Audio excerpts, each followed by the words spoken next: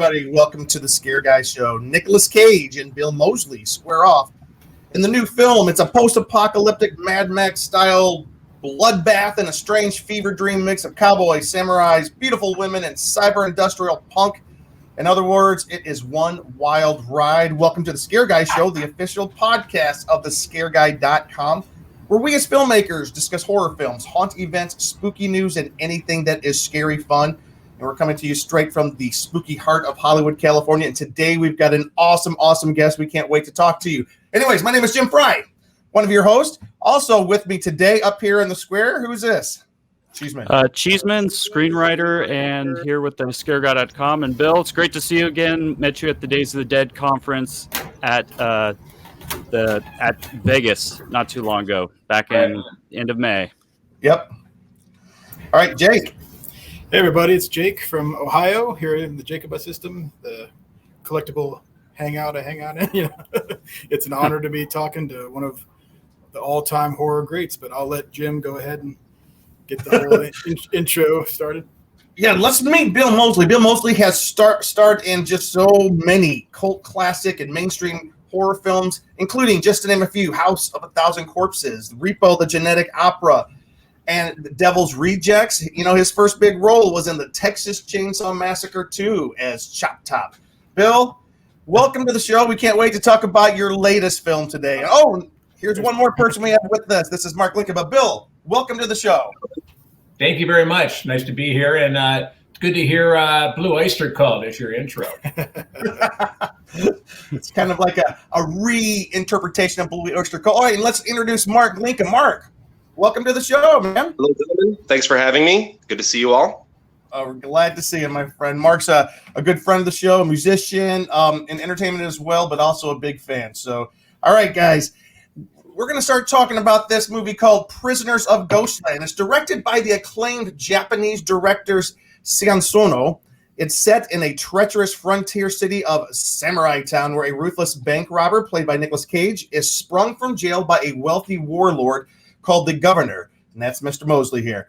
It's whose adopted granddaughter Bernice has gone missing. The Governor offers the prisoner his freedom in exchange for retrieving the runaway.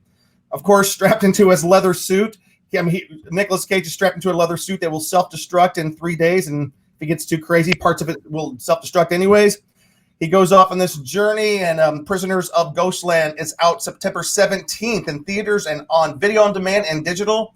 The film had its world premiere at this year's Sundance Film Festival.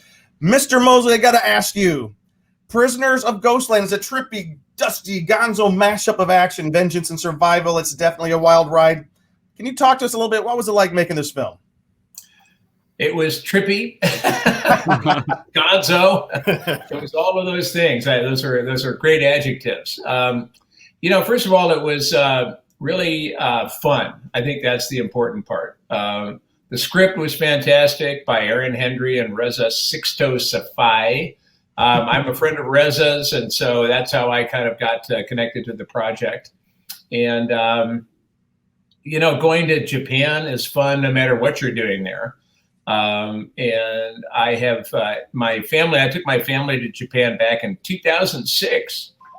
So that was actually, so I had been to Japan before, but never in a working capacity. We did hiking when we were there. It was over Christmas, and we hiked through the snowy cedar forests of Japan, which was really just fantastic in its own right. But working with Sion Sono was really a dream come true. I'm a big fan of his. Some of his movies, a lot of people may have seen Suicide Club, which is really pretty amazing. Tokyo Tribe, Anti-Porno, Why Don't You Play in Hell, and my favorite, Cold Fish. So that was a dream come true, working with Sion, and then also working with Nick Cage. I had met Nick at Rob Zombie's wedding many years earlier, but just kind of like a hi, how are you, introduction. Also, I was in the same makeup trailer with him when we did Rob Zombie's fake trailer for Grindhouse called Werewolf Women of the SS. And so I had met him, but just kind of like, hey, how are you? So I didn't really know what it was going to be like working with him. I'm a huge fan of all of his stuff, especially lately, Mandy and Color Out of Space. I haven't seen Pig yet, but I think he's a fantastic actor. I like what he brings and how he brings it. So I was a little nervous, like, how are we going to work together? And he just couldn't have been nicer. He was really, accommodating. He was on time. He was ready. He was not difficult. He was just ready to go for it, and totally made me feel comfortable and allowed me to just go for it too. Really, inspired me, I'd have to say. And so it turned out to be pretty good. So what was his personality like? Was he pretty chill in person, or did he have that big Nick Cage personality? No, very chill. In fact, I first really, the first time I spent any time with him was we shot it in November and December of 2019. And right about a couple of days after I'd gotten there was, U.S. Thanksgiving. And what he did was he ended up taking over a fabulous traditional Japanese restaurant. He invited all cast and crew, so there were maybe 30 of us. And we had a 5-course amazing Japanese dinner with geishas, entertaining, doing dancing and singing, and really amazing. And then we went around. He asked that we all go around the room and say a few minutes about what we were grateful for. And that was like, what? That's because you think of Nick Cage as guy. You think of him in one aspect, and that was the real Nick Cage. I just was really touched by it. Made everybody very comfortable and really made everybody feel included. And we went out and really tried to kick ass and make a great movie. Nice. Do you remember what you both were thankful for? Oh, I was thankful for just getting to Japan. Because there was, the start dates changed a little bit, and there was, always, trying to figure out how to work all of that out so that you actually are, present and accounted for, was difficult. My wife and I were, actually on a cruise up the Mekong River. We went from Ho Chi Minh City up to Phnom Penh, Cambodia. And that's what we were doing right before the start of Prisoners of the Ghostland. And so I was thankful that, we were able, because there was a change in dates. So there was a chance that maybe I wasn't going to be able to make that trip, but the dates changed. And so I was actually able to do that wonderful cruise, crazy, wonderful cruise.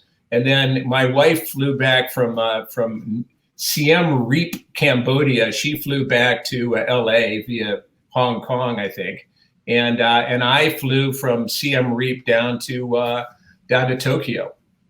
Got on a bullet train, went down to where we filmed it, which was called Maibara, Miabara, which is on the banks of the largest freshwater lake in Japan, Lake Biwa. And for you horror fans who are into the Gargantuas, the War of the Gargantuas, Lake Biwa was where the green Gargantua came from. So I felt especially excited, even though I didn't see any Gargantuas. That's awesome. Hey, I'm going to ask one question, and then I'm going to throw it out to the guys. But if you could tell us about your character, the governor, what drew you to him, and kind of what motivates him as a character. Well, I wasn't really sure. I knew that Governor was kind of, he was obviously, a kind of a despot, like a tin horn kind of guy. He ruled his own little fiefdom. I wasn't quite sure what to make of the character until I did the costume fitting, and that was the first time I met Sion. Was at the wardrobe fitting there in Maibara, and they had asked me for 40 different measurements to make sure that suit and hat and boots fit like perfectly. And so I got on the wardrobe, and Sion looked at me and was kind of, contemplating. And then the wardrobe person brought out the red leather gloves.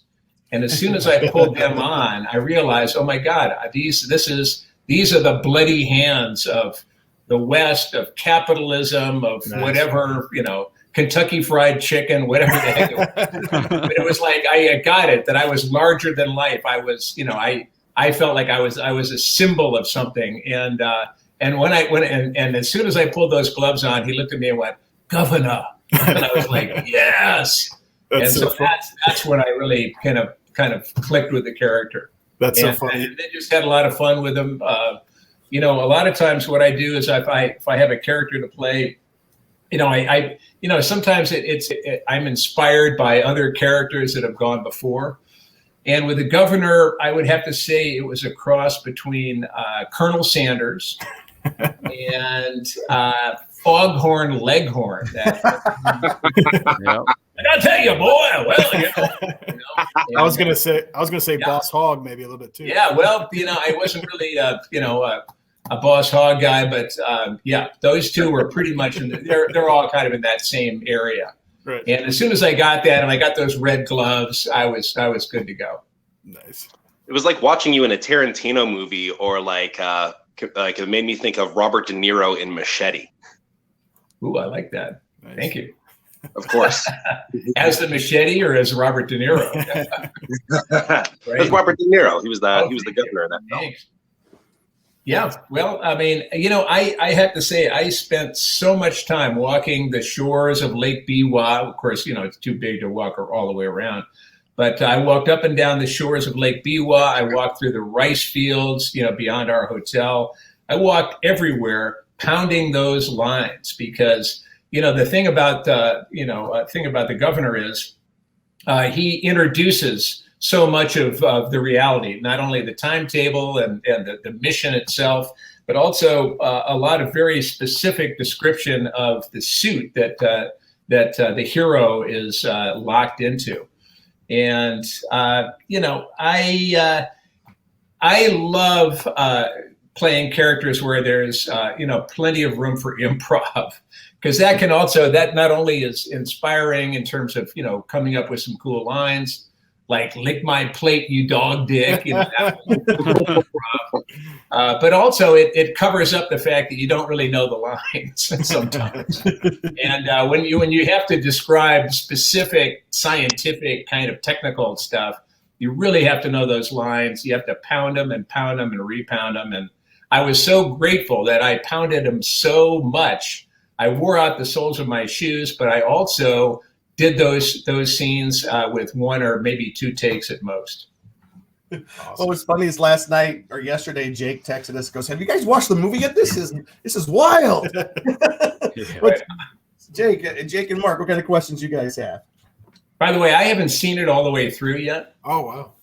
Oh, So I know the plot, so there's no spoiler alert, but the first time I saw it was, it was selected for Sundance back in February. And so it was, I was watching it, but somehow the feed, like the sound was not synced.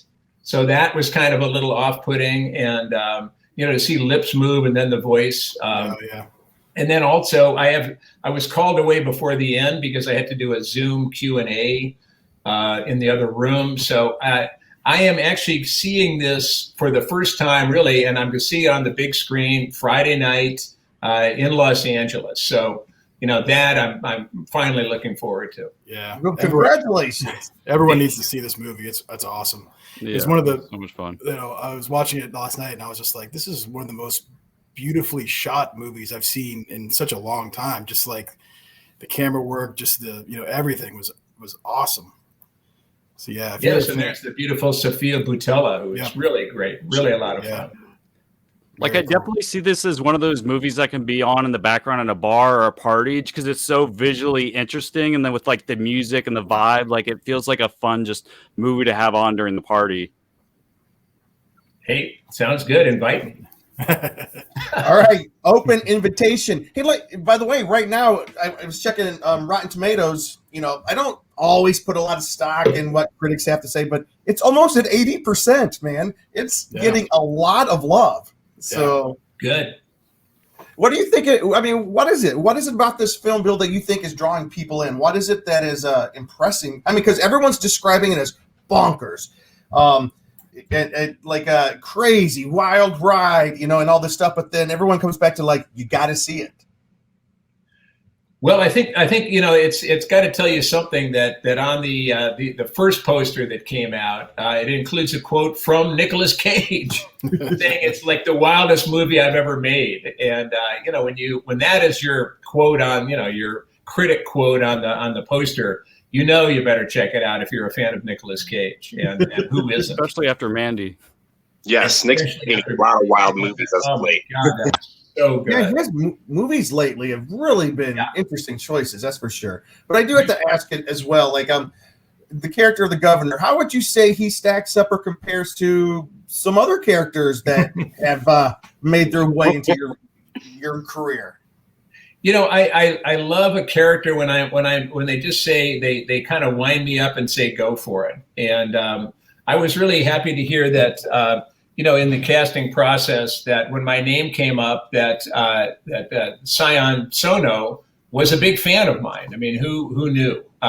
Sometimes it reminds I kind of think of my life as kind of pretty small, and then I kind of forget that some of these movies go they go worldwide, and so the fact that Sion was in my corner and wanted me to play that character, that's pretty cool because he's had some pretty wild characters in his movies, and for me it was just really it was different.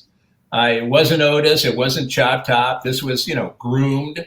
Luigi Largo was as well, but groomed, and I don't think there's any blood on me at all, except, well, I won't give any spoilers there, but so I'm pristine. I mean, I certainly have bloody hands, and I'm a mean guy, but I loved it. I loved being the governor. I loved, and of course, who wouldn't want to have Tak Sakaguchi, Japan's preeminent martial artist, as your bodyguard, Yasujiro. And it was so much fun because I would, be all bluster. And then if anything kind of scared me, I'd go, Yasujiro! And, try to get him up there, get him up there with his samurai sword. So yeah, the sword work, the fight scenes are awesome in this movie. Yeah. Really awesome. So Jake and Mark, what kind of questions do you guys have? Mark, go ahead. Sure. Well, did you get to keep one of the suits? Not yet. We're working on that. Thank you. I can see that. Yeah, I can see that actually being requested by fans because, especially with conventions and photo ops and stuff like that, I can see that being a big request for you in the future. That, yeah. Because fans are going to want pictures with you. Well, and again, they sent literally a list of 40 different measurements. So that suit is, pretty specific to me. You'll probably be seeing a lot of cosplay from that soon. Yeah. Also. Well, that's true. Halloween costume. Yeah. It's the red gloves, man. You got the red gloves and the cowboy hat, whatever. Was it hard to keep clean? I didn't roll around too much, except toward the end there. But no, I kind of just handed it off. There was one person I think occasionally wiped off the shoes because they'd get a little muddy, but for the most part, I just kept standing up. So did they only have one suit, or was there multiple? There was probably more than one because I think there was I can't really remember if there was a stunt double. I don't think so. So, but there was a second suit because there was some pyrotechnics toward the end. I will just leave that kind of provocatively unanswered. Hey guys, we're coming down to the end of our time here with Bill. So what kind of dying questions we got for him? I just had one real quick question. So Bill, one of my favorite roles of yours, even though you're only in it for a little bit, was Tom Savini's remake of Night of the Living Dead. Such a great film. And you talked about liking to ad-lib a lot. In your role as Johnny at the beginning of this, were all your lines in the script, or did they have you ad-lib some of that? I ad-libbed. What I ad-libbed was when I emerged going to come in to get you, Barbara, and that was at the car, and then we had a long walk to our mother's grave site, and so I did ad-lib. They're horny, Barbara. They've been dead a long time.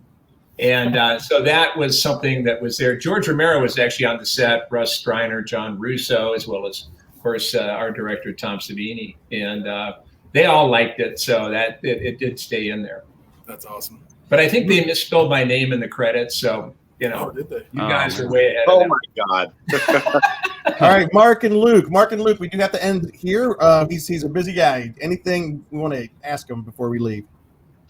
Would you ever do another slasher film? I just dove back into some of your other films. I've seen Repo recently, but I also was just watching Silent Night, Deadly Night Part 3, which is the one film of yours that's like actually a true slasher film. Yes. I could see you as Freddy Krueger in another Elm Street film, honestly. Nice. I've heard that one a couple of times. I just saw Robert Englund, actually. We were on the same flight on Thursday, heading to Minneapolis.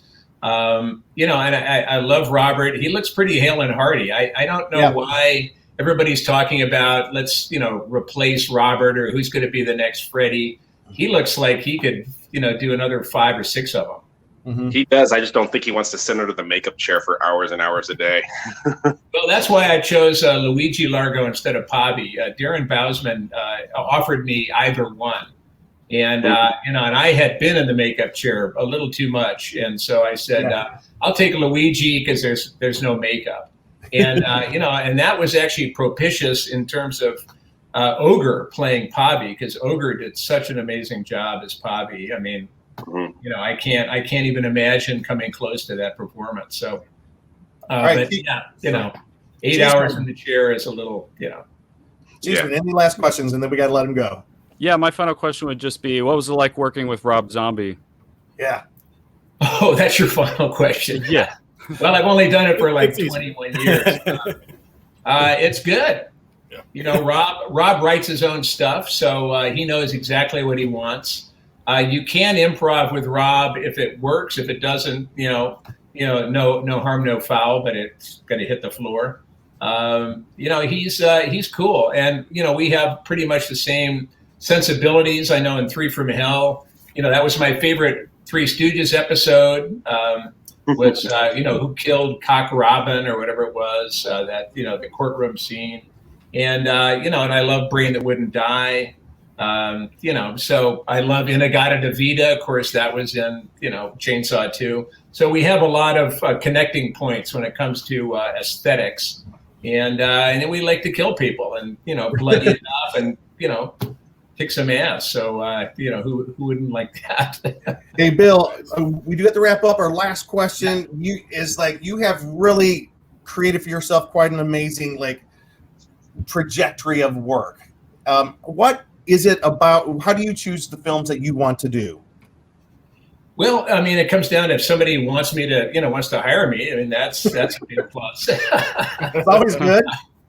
I read scripts. Some I like, most I like actually in this genre. Some I don't like that are, just stupid. But if it's a smart script, I'm down to check it out. I've got to say, at this point, I just like working. I mean, I think that's really what it comes down to. Kind of, I guess, probably the same thing that motivates Nicolas Cage. We just like doing this stuff. That's why when I go to conventions, I'm happy to see the fans and all that kind of stuff, because we're all into the same thing. I just like doing it. And if there's a special, different way to do it, that's great. New characters, I love. But I love this genre because it gives you so much latitude, so many different ways. Either it's a scare or it's political, or there's just so many different characters and so many different iterations of the horror genre. I really feel very proud to be a part of it, and very happy to contribute. So that's a long way of saying I don't know. Well, Bill. Well, we are so glad that you chose the movies that you've chosen, because we are all fans. On behalf of Mark, Cheeseman, Jake, myself, and the scareguy.com, thank you for being our guest today. We can't wait to see more of your work. And guys. Oh, yeah. Well, look at that. Oh, look at that. It's 3D, man. Nice. All right. Thanks so much, Bill. Congratulations on another great film. Thank you so Bye-bye. much. Hope to have you back. Gentlemen. All right.